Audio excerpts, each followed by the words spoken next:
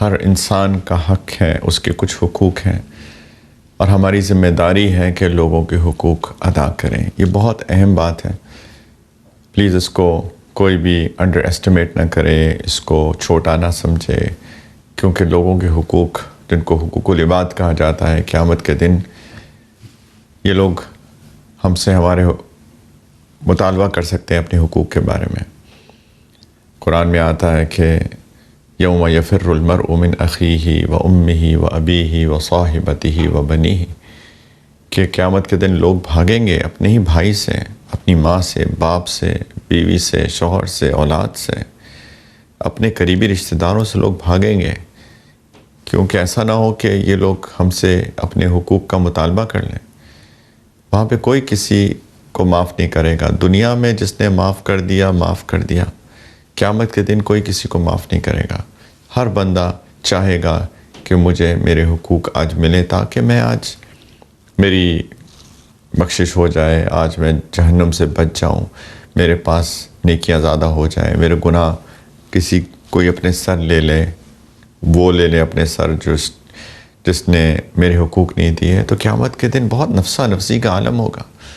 ہر بندہ نفسی نفسی نفسی کہے گا، آج مجھے اپنی فکر ہے، آج مجھے اپنی فکر ہے، آج مجھے اپنی فکر ہے، کوئی کسی کی فکر نہیں کرے گا۔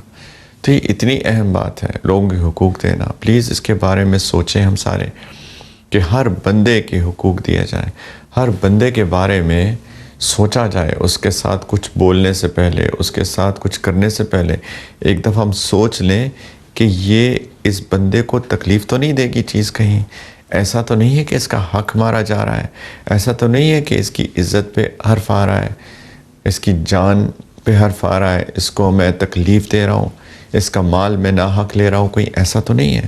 پلیز اس کے بارے میں سوچنے کی ضرورت ہے، بہت اہم باتیں ہیں ساری۔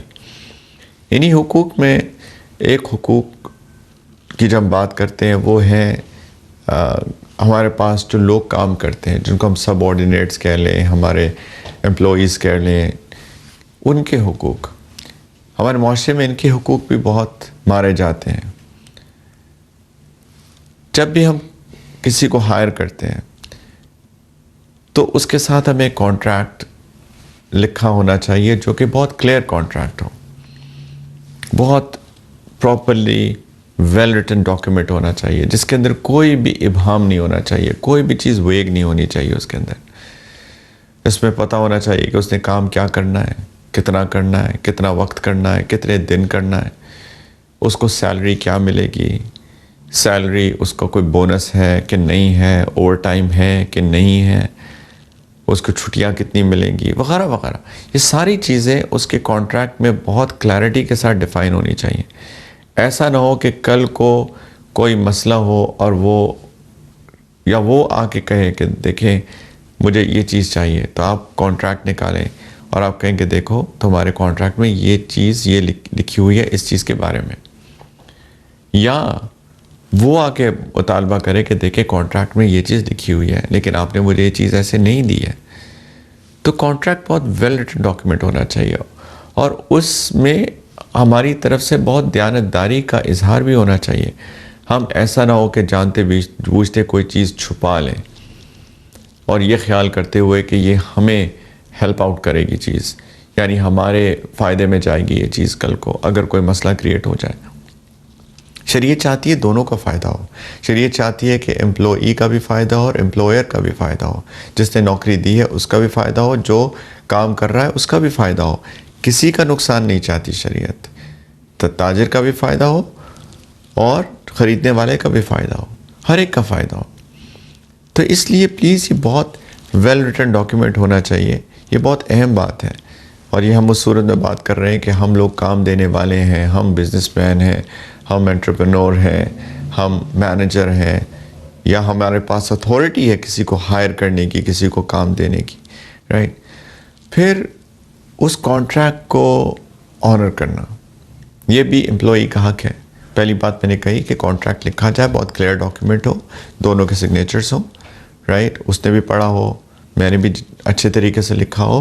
پھر اس کانٹریکٹ کے اوپر عمل درآمد بھی کیا جائے، اور اس میں سب سے پہلی بات تو اس کے ویجز ہوتے ہیں، اس کی سیلری ہوتی ہے۔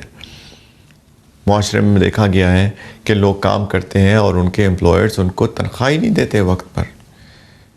دیکھیں ہر انسان اس لیے کام کر رہا ہے کہ اس کو اپنی بھی ضروریات پوری کرنی ہے اور اس کو اس کے بیوی بچوں کی، اس کے غالباً والدین کی، ان کی بھی ضروریات پوری کرنی ہے.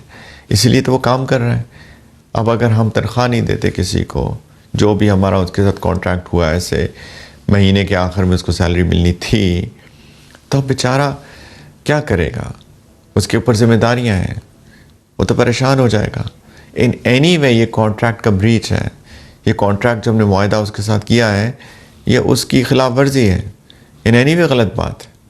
اور نبی کریم علیہ السلام نے فرمایا حدیث مبارکہ کے اندر کہ مزدور کو اس کا پسینہ خشک ہونے سے پہلے اس کی مزدوری دے دو. اعطوا الاجیر اجرہ قبل ان یجف عرقہ. اس کا پسینہ خشک ہونے سے پہلے اس کی مزدوری دے دو، یعنی کہ فوراً دے دو.